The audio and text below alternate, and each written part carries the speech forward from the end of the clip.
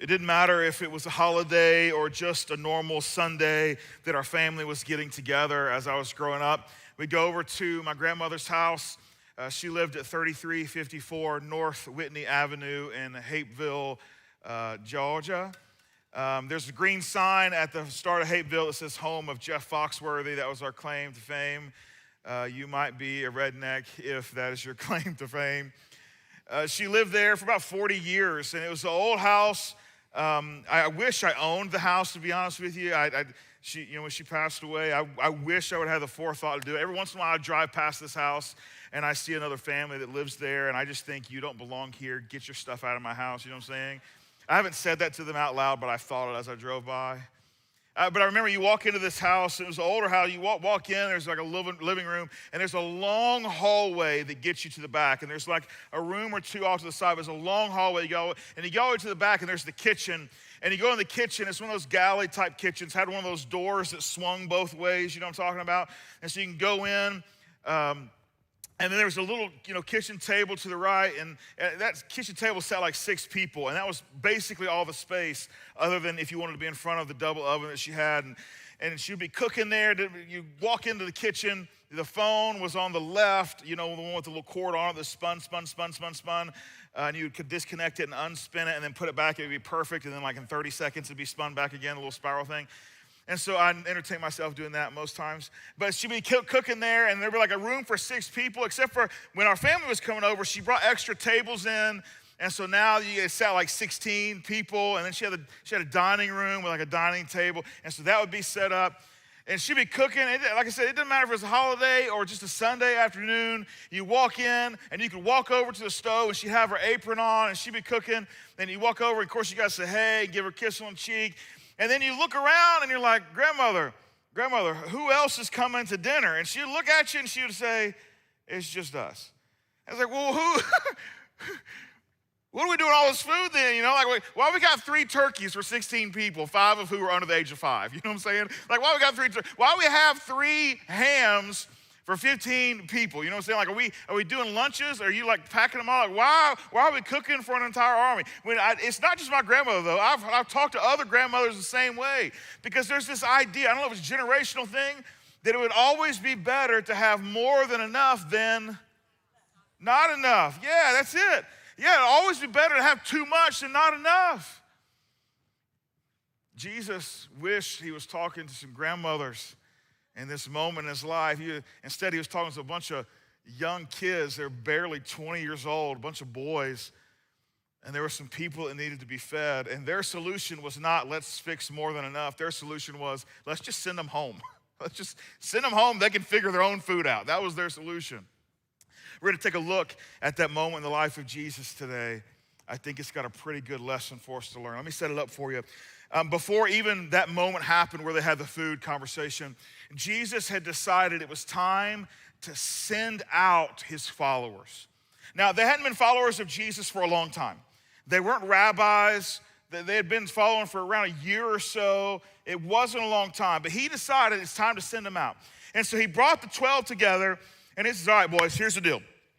I'm sending you out, and I've got some very specific instructions for you as you go. Very specific instructions. I need you to follow these to a T, right? Now, you would think that if Jesus is going to send out some guys to go teach and preach in cities all around, all over the place, that he would be like, hey, this is going to be the message. This is in the instructions. This is the message. Here's the outline I want you to follow. This is what I want you to share with them. Those are not the instructions Jesus gives. These are the instructions that Jesus gives when he sends out his closest followers, the 12, to teach and preach in the cities around them. This is what he says. Mark 6, verse 8. These were his instructions. Take nothing for the journey except a staff. No bread, no bag, no money in your belts. Wear sandals, but not an extra shirt. Whenever you enter a house, stay there until you leave that town. If any place will not welcome you or listen to you, leave that place and shake the dust off your feet as a testimony against them. They went out and preached that people should repent. They drove out many demons and anointed many sick people with oil and healed them. So Jesus gives them instructions, and then he gives us a summary of what took place. He doesn't, in his instructions, tell them what to say or how to say it. He tells them what to take with them. He said, you can have a walking stick because y'all about to get your steps in. But you can't take a bag, so no clothes. You can't even wear an extra shirt. You can't put money in your belt. You can't even take extra food. In fact, you don't even know where you're going to stay, but once you do find a place to stay, you stay there until you're done. I haven't arranged a place for you to stay. They don't know you're coming, but those are the rules. All right, ready? Let's go, fellas. Go, you know? And they started to go. They started to go. Now, when I'm thinking about this, I'm like, hold on. Jesus, if I was your guy and you were sending me out, I would want a little more instruction if I'm this new at following Jesus. Like they didn't grow up following Jesus. Jesus had just called them from their normal occupations to follow him. They were brand new. Now think about this. Think about it. When this takes place, Jesus has not died on the cross. In fact, they don't even know there's going to be a cross. When this takes place, he has not resurrected from the dead. They don't even know there's going to be a resurrection from the dead. When this takes place, what were they studying in the New Testament? Anybody have any idea what they were studying in the New Testament when this took place? Nothing. Why? Because it hadn't been written yet. There was no Apostle Paul. He was still Saul. In fact, he wasn't even able to persecute the church yet because the church didn't exist yet. Saul's still in school to be a Pharisee. He's not even on the scene yet. The Gospels, Matthew, Mark, Luke, and John, they aren't written yet. There's no New Testament for them to study. They're following Jesus around and they're listening to Jesus give birth with his words to the future Bible, but they got nothing except for what they remember him talked about 2 weeks ago, 3 weeks ago, 90 days ago. And even if they remember it at all, they still don't have a cross and resurrection. The cornerstone of our faith, it hasn't even happened yet. These 12 that were sent out, by our standards, would be called severely under-equipped. And yet they went anyway. It makes me begin to think that we might be overcomplicating what it means to take what we know about Jesus into our own world. Because the truth is, if you're a follower of Jesus, now maybe if you're in a place of discovery, you still get to say, hey, I don't quite know yet. But if you're a follower of Jesus in the room, you actually know more about Jesus than they did. You know more about the most significant portions of the life, ministry, and purpose of Jesus than they did. And yet we come up with excuses all the time about, I just don't know enough. I'm just not quite sure that I could answer the questions appropriately if asked. That would be my issue. I don't mind a challenge. If he's like, hey, you can't take any clothes. You got to wear the same clothes every single day. I'd be like, okay, that actually sounds like what I already do. I'm kidding. It's a different shirt, but it's the same color most of the time. Okay, you can't even take money. Like, okay, well, I'm a problem solver. I like to figure out problems. I'm a little entrepreneurial. Like, I like a challenge. Like, you can't even take a bag of clothes, like nothing with you, no food. I was like, this is an adventure. I was a Boy Scout. I was an Eagle Scout. Saying, on my honor, I will figure this thing out, baby. Those things wouldn't bother me. What would bother me is I've overcomplicated what I actually have to know about Jesus to share with people about Jesus. But they did it. They come back. They've been sent out, they come back. We pick up in Mark chapter 6, verse 30. The apostles gathered around Jesus and reported to him all they had done and taught. So they come back, and Jesus is like he's loving this moment, right? He's got to be loving this moment because they're like sharing stories, like show and tell. You know, they're like, remember, we went to this town and this is what happened. And then Peter said this. And that lady was like, no. And he was like, yes. And he was like, hey, let me pray for you. And they were healed. And like, they're just sharing stories. And Jesus, I can imagine Jesus just smiling. He's like, look at these boys. Like, they were nobodies, just a few, like just fishermen, tax collectors, political activists. Like that's what was happening. That's who this crew was. And now they're like sharing the good news about Jesus, the idea that God has an interest in every single person's life, in all kind of strange villages and cities. They've completely turned upside down what their life is about, and they're sharing with him all the good stories and some of the hard stories of what they just experienced. And Jesus is just sitting there listening. He's like, this is great. This is incredible. Verse 31, then because so many people were coming and going that they did not even have a chance to eat, he said to them, come with me by yourselves to a quiet place and get some rest. So they're telling Jesus all the show and tell stories about all the adventures they had gone on. And obviously there's other people there. And people keep interrupting them and they're asking them, and Jesus is teaching and they're talking and they're interacting with people. And finally the description is, there's been so many people coming and going, they haven't even stopped to eat. They've just been so excited, so engaged with people. And so Jesus says, you know what, let's just push time out. Let's take a time out. Let's get in the boat. Let's just, me and the 12 of you, let's just go someplace like quiet and you can rest and recharge, right? Just go rest and recharge. Like, okay, yeah, this is good. This is good. So they get in the boat. They set off to go to a secluded place. They're going to rest and recharge. It's been a long couple weeks. Verse 31. Then, because so many people, not verse 31, verse 32. So then, they went away by themselves in a boat to a solitary place. But many who saw them leaving recognized them and ran on foot from all the towns and got there ahead of them. When Jesus landed and saw a large crowd, he had compassion on them because they were like sheep without a shepherd. So he began teaching them many things. So as they push off in the boat, people are watching and they're like, we've seen this play before. Somebody was like, hey, I know where he's going. I know his secret spot. He just said they're going to a secluded place. It's a long ways from here, but guys, we ain't got to get a boat to get there. We can run. And word starts spreading across towns and villages, and all of a sudden, as they're like, row, they start looking like, is that people? Or maybe there's, I don't know, they got people like Loaves are gonna like put it on them when they get there, and like, hey, welcome, I don't know. But there's people there, and like, as they get closer and closer, they realize there's a huge crowd.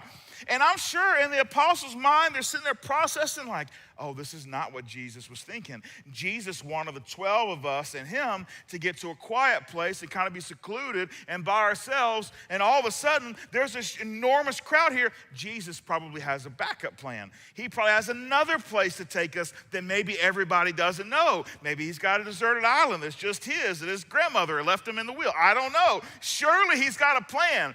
Jesus looks at them, though, and then looks at the crowd, and what does it say? He had compassion on them. And so what did he do? He began teaching them many things. So his 12 are in the boat, and they are just depleted, just done. And as they see the crowd, I'm sure in their hearts, they're like, these people, they ran here. And there's more of them here than there were there. I'm sure Jesus will figure it out. And the way Jesus figures it out, he's like, hey, fellas, I know you're tired. But I looked at these people, and I saw people who are like sheep without a shepherd. Think about that for a second, because Jesus made a judgment. Do I continue to pursue rest for the people closest to me, or do I engage with the people in front of me? And the way Jesus describes it is the reason he had compassion. It wasn't compassion for compassion's sake. He says he had compassion on them because the people were like sheep without a shepherd. What are sheep without a shepherd? Sheep without a shepherd are at risk. They're in danger. They can't provide for themselves. They're often wandering. There's no purpose. And Jesus makes a decision. I can continue to figure out how to get y'all some naps, or I can provide guidance and movement and purpose and some instruction. I can step in and shepherd these people. Now, what kind of lesson is Jesus teaching his little staff back there when he's like, I know you're tired, you've done so much great work, and then he chooses to shepherd people over giving them a little bit of rest?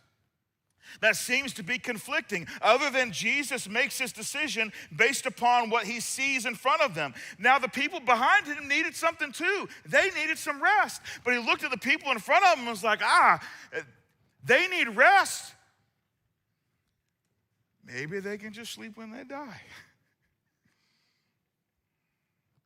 But the compassion he felt for people, sheep without a shepherd, it caused him to engage with them. It's really important to understand that compassion is not a feeling. Compassion is a feeling connected to action. A lot of times we look at people and we feel sorry for them. We're like, man, that really sucks. Oh, what a shame. Life is hard. Compassion is we see someone and we feel that very same thing, like, oh, that really sucks. I'm going to do something about that.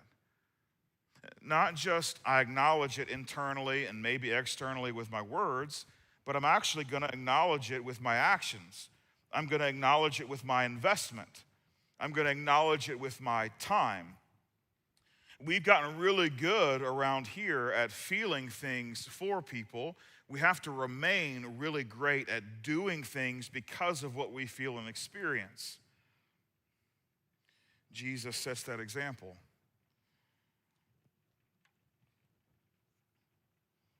Verse 35. By this time it was late in the day, so his disciples came to him.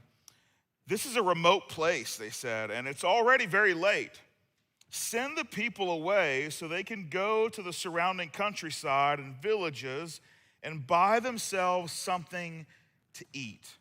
Now, this makes sense. They're like, all right, Jesus, man, you shepherded them. You got these shepherdless sheep running around, and now they got a shepherd. Like, we did that. It was good. Like, this is a great job. But it is getting late. And I don't know if you remember, you took us to a secluded, not so secluded place. But we are a long ways from like villages and towns. So we need to let these people go because they haven't eaten. I don't know if they were saying that to remind Jesus, we also haven't eaten. Remember, that's how it started. Like, you haven't even had time to eat. Let's go away. And like, man, these people haven't even eaten. Let them go, and maybe we can shepherd them to wherever they go and get something to eat with them, kind of thing. Let them go, and then I'm sure it'll be fine. They can go buy something to eat. It'll be good. Now, that makes sense. That's logical. They realize we don't have the ability to feed these people where we're at. We don't have this. It's practical. It makes sense. It's very thoughtful. They're like, it's getting dark. Jesus, let's think of these people. They don't want to wander through the woods in an unfamiliar place in the dark. Like, let's just let them go while they got time. This is compassion, Jesus. We're compassionate. We see they're hungry. Let's let them go get something to eat. But then Jesus responds with some instruction. An instruction there's no chance they thought that he was going to say. Verse 37, but he answered, you give them something to eat. I'm just picturing Peter like, you hear this guy, guys? You hear? Jesus, are you disconnected from reality? What do you told the last time you told us not to go on our trip without any food. We just got back from our trip that you told us not to take any food on, and you acknowledged we haven't eaten all day. And now we've taken a boat ride where we were going to go and maybe get some rest and get something to eat, but you had compassion on these shepherdless sheep people, and we still haven't done anything to that. We have hinted that they need to go eat, and you just told us, the people you told not to carry food around, to feed them. Jesus, have you lost you are disconnected from reality, sir. That is what's happened. You want us to feed them.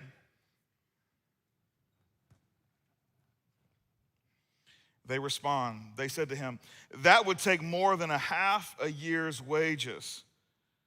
Are we to go and spend that much on bread and give it to them to eat?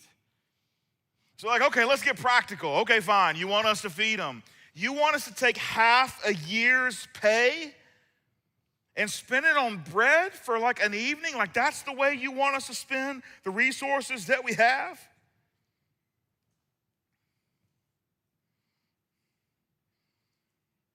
Now, you would think Jesus would respond to that with a yes or no answer, like, yes, that's what I want you to do. Take the money, figure it out. Or no, that's silly, you're right. I'm actually hiding bushels of apples over in the woods. I pre-planned this, I don't know. But Jesus doesn't respond that way either. Jesus asks them a question. Now, the series is called Jesus Questions. Here at Foundation, we honor and welcome questions about Jesus. We invite them, like we want people. There's no question off limits. If it's about faith and life and Jesus and how those things interact with each other, we're not afraid of your questions, not one single bit. There's no such thing as you can't ask that question in church. If that question means something to you, you're welcome to ask it. You're welcome to wrestle with resources and dig for answers, and we can help with that. There's no question off limits, ever. But we decided this summer, in addition to prioritizing questions that you would have about Jesus, we also wanted to acknowledge that Jesus actually has some questions for us. And so we're looking at 9 moments when Jesus asks a question and it creates transformation. This is one of those moments. This is the question Jesus asks. After they say, hey, we don't have enough money. Do you want us to spend all this money? Is this the solution? This is what Jesus says. He asked them a question. Mark 6:38. How many loaves do you have? Which is not an answer to their question of, do you want us to spend half a year's wages? Jesus hears their question. He processes it like, okay, you're asking me a financial ability question of, are we going to spend X amount of dollars? Here's my answer. How many loaves do you have? How many loaves of bread do you have? Is Jesus' answer to their question. Jesus asks a question. In other words, Jesus looks at them and says, what do you have? What do you have? That's his question. Now, they go and find out. They're like, okay, if you want to know, we'll go find out. And so they begin going asking the people, hey, what we got? What we got? It's late, you know, people are hungry. We're gonna split this up a little bit. You know, we're going to split up what we got. What do you got? Now, here's the deal. There had to be a little powwow at some point because someone drew the short straw of taking the information back to Jesus about what they had. And it's not a good conversation. Like, of all the people there, we're going to learn that there's about 5,000 men, and who knows how many women and children. So there's thousands of people here, and they go searching for food, and all they get is one little tiny sack lunch from a little boy, 5 loaves of bread, and 2 fish. That's all they get from everybody there. And somebody has to go tell Jesus, this is what we got. We looked everywhere, and we got 5 loaves, 2 fish. And I'm sure they talked about it, like, who's going to tell them? Who's going to tell them?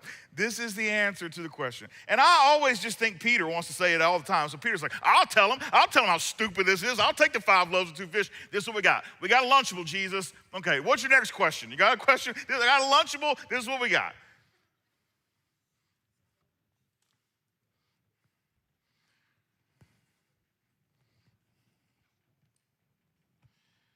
This is probably the first time that someone thought to themselves, you look through 5,000 plus people, and all you could find is 5 loaves and 2 fish. This is the definition of man looking. You know? This is the definition of you didn't hardly look at all. You didn't search at all. All you got with all these thousands of people, 5 loaves and 2 fish.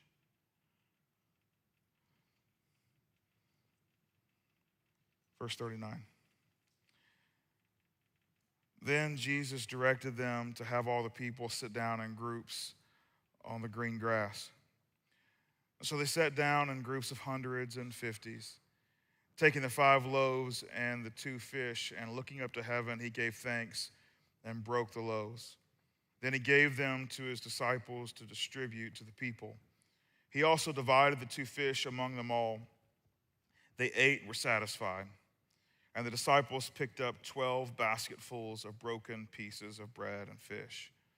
The number of the men who had eaten was 5,000. Now let's just do some math for a second. Let's just take a moment. Let's do a little math. So Jesus gives them instruction. They bring back the Lunchable, and Jesus takes the Lunchable. And they're like, okay. And he says, I want you to break them up in groups of 50 and 100 on the grass. And they're like, that's interesting. But what about the 5 loaves and the 2 fish? Like, I get what you're about to do, Jesus. Like, you're going to figure out how to systematically make sure everybody gets something to eat.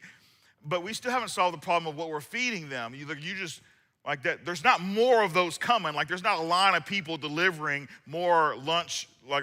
That's not what. That's all you got. And he said, "This is what I want you to do. I want you to break them up, 50s and 100s on the grass. You go do that." And then he begins to give God thanks, and he just begins to break the bread, and he starts passing it out to the 12. Now let's do some math. If there's just 5,000, which again, they only count men in the first century, so who knows how many women and children? Scholars estimate somewhere between 12 and 17,000 people total, right? Including women and children. But let's just take 5,000, just say there was just men there, only 5,000 of them.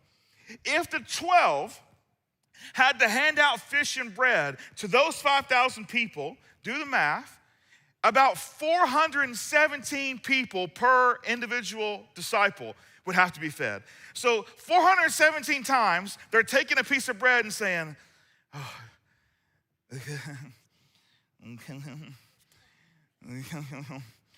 417 times, which is a really good reminder that Jesus can do more with the little we have than we could have done with the little we have. Like Jesus nailing it through their brains before he gets nailed to a cross. I'm going to cement this into who you are by 417 repetitions to remind you, you bring me what little you have. And if it's to accomplish the mission that I have given you, I will provide for the shortfall. And 417 times, they have to hand somebody something that they did not have, but Jesus provided because they actually did bring them what they had. Now, if you want to do even better math and say there's 15,000 people, it's not 417, it's like 1,250 times they hand bread and fish to someone. All from one kid's lunch. It's a lot of walking.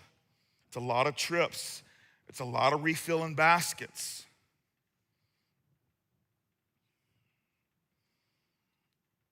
And the truth is, when Jesus asks you to solve a problem, when he gives you something to accomplish,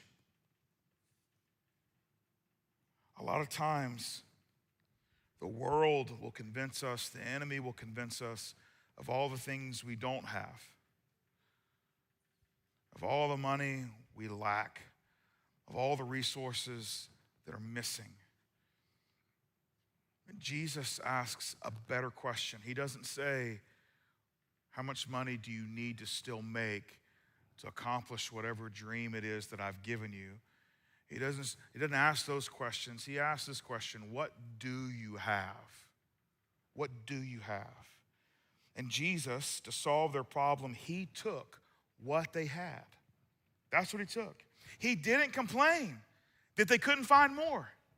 He didn't say, guys, 5 loaves of bread and 2 fish, that's it?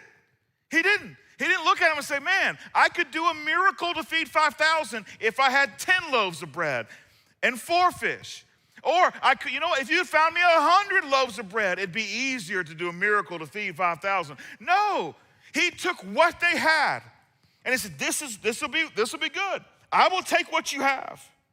Jesus gave thanks for what they had. And Jesus didn't complain. Jesus didn't say, God, you knew this was going to be a problem. Why didn't you send everybody to teaching time with the lunch? Why didn't you do that, God? He didn't do that. He simply acknowledged, God, thanks for providing what we have. Jesus then used what they had. And Jesus didn't transform those 5 loaves of bread and 2 fish and think, you know what, I got a carb here and I got some protein. I need to get some fruit and something leafy in here. You know what I'm saying? Like, he didn't do that. He was like, no, I'm going to take what you got and I'm going to make use of what you got. That's what I'm going to use. Is there a better way to feed 5,000 people? Probably. Is there something else that's a little easier to distribute? Probably. But Jesus uses what they had. Jesus multiplied what they had.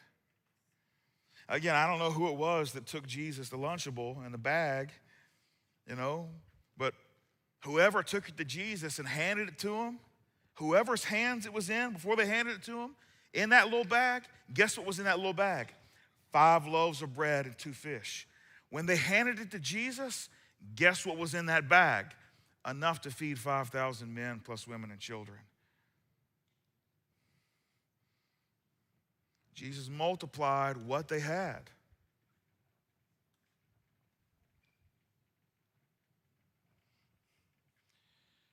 The truth is, Jesus helped them accomplish what he asked them to do with what they had. Read that again. Jesus helped them accomplish what he asked them to do with what they had. This is what Jesus still does. This wasn't a one-time thing. When Jesus asks you to do something, he understands what it's going to take to pull it off, and he also knows what you have. You are on the hook for obedience. He's on the hook for the provision. Now, this doesn't work with what you hope to do. Like, you can't say, well, I got this dream that I'm going to go in X, Y, and Z, And it's what I've always wanted to do since I was a kid.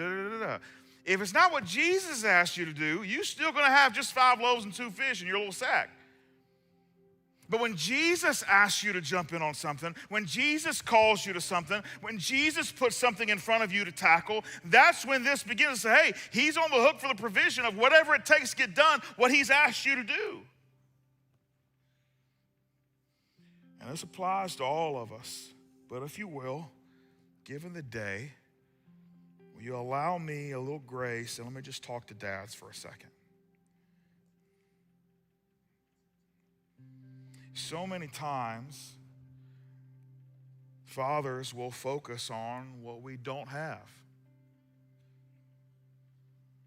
We'll think to ourselves, I need to add one more zero to my salary. If I can do that.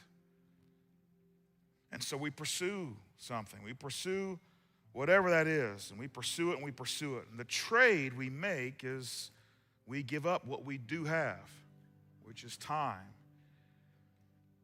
So we might achieve the 0, but it actually cost us more than what we made.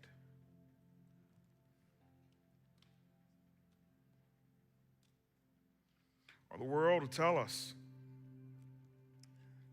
that we don't have all we need to provide a good childhood for our kids, because I saw another family with X, Y, and Z, and they got great pictures on Instagram, and ours are,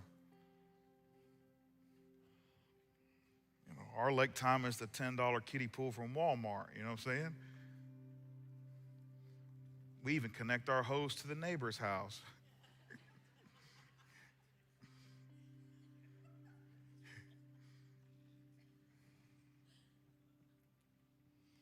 Or maybe you're a dad that realizes it's not so much what you don't have, it's what you had and you don't have anymore. It's the years you lost, the mistakes you made, and the opportunities you missed. The games you missed, or the award ceremonies you missed, the firsts that you missed. And the world and the enemy keeps telling you, because of all you had, but you no longer have, it's too late. But that's not the question Jesus is asking you. He's not asking you, what did you have the potential of having? That's not what he's asking you. He's asking you, what do you have? Like right now. If that's you and you're like, man, my son hadn't talked to me in 17 years. And you're probably processing this with, I missed a lot. I don't even know my grandkids. Yeah, you can sit and make a list of what you had and you don't have anymore. But that's not the question Jesus would ask you if he stood in front of you today. He would ask you this: what do you have? Let me tell you what you have. Let me give you some common ground no matter what situation you're in. It's 11:55 a.m. Eastern Standard Time on June 21st, 2026. And unless anyone is currently in cardiac arrest, which we do have a medical team on standby just in case, you have the rest of the afternoon. My guess is you got a phone in your pocket. You probably have gas in your car. And if it's too far a drive, there's a post office next door. You have more than you think. It might feel like a Lunchable to feed 5,000. It might feel that way. But that's not what God's asking you. God's not asking you, how does it feel to have what you have?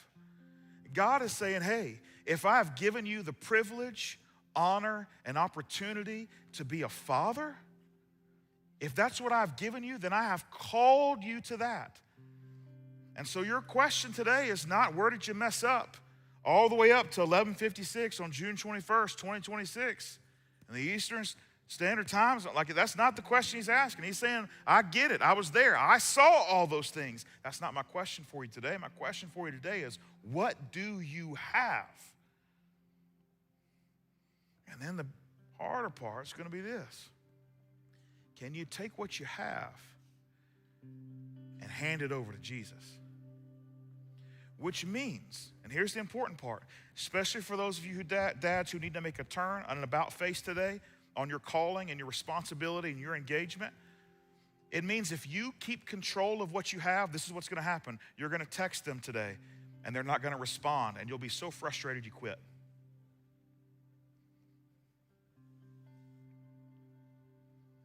You're going to write a letter, and they won't acknowledge it, so you won't send another one.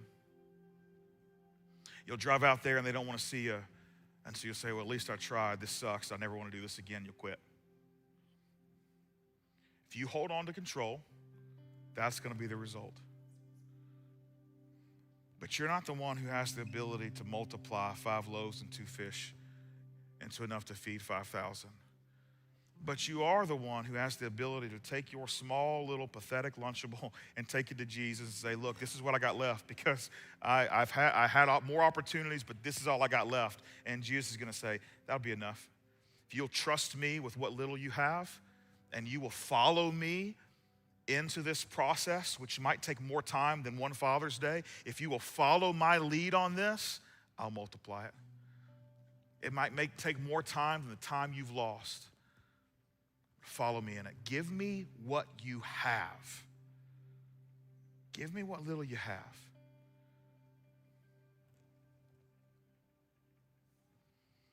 The truth is, some of us probably have a little more than others. The lunch is a little larger, smaller. But every single one of us, because Jesus is real and would be willing to engage with us, every one of us carry hope in our lunch bag. Because Jesus can do more with what little we have than what we can do on our own. And so you walk forward today, even if your list is tiny, with a bag full of hope. And if you let Jesus lead and you answer honestly, what do you have? And you bring that honest answer to him, and you follow him in what moves forward. This might not be your happiest Father's Day ever, but it'll be the most significant Father's Day ever because it shows a moment when you decided to follow Jesus with what little you have.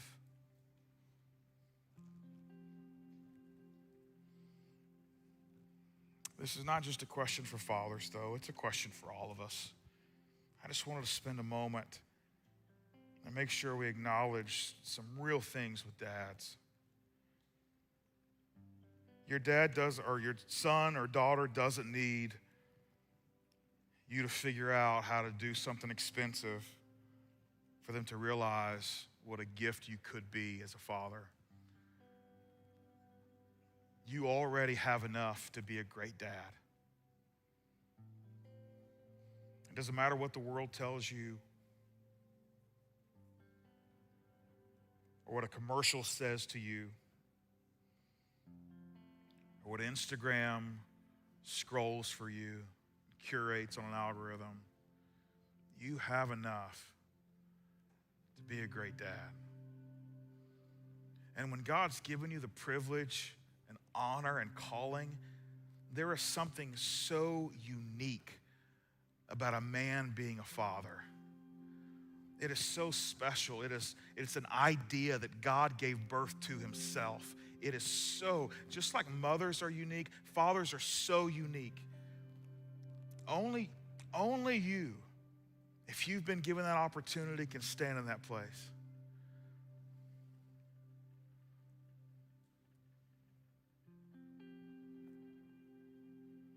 The happiest Father's Day is to follow Jesus.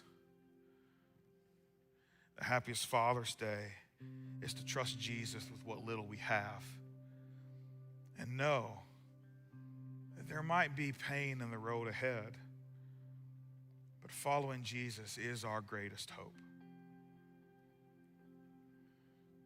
If you're a dad here today that's just struggling, let me tell you a strength, a foundation. It's fathers. Not dozens, but hundreds of really great dads. And if you're in a season of life where you're like, I just don't know how to do the dad thing, reach out. I'll connect you with a great dad who would love to sit and just talk about being a dad with you. There's dads that meet all over the place every week, that call each other and text one another all the time. Because being a dad is hard, and maybe you fell into a hard season. There's a lot of really great dads here. Dads that have overcome a lot. Dads that weren't always great fathers. Dads that were piss poor to begin with, but Jesus has led them to something really special. And they're not even ashamed to tell you about the transformation. You don't have to figure this out alone. Because when Jesus looks at you today and asks you the question, what do you have? Add to your list. Add to your list a church with a bunch of great dads who would be willing to help.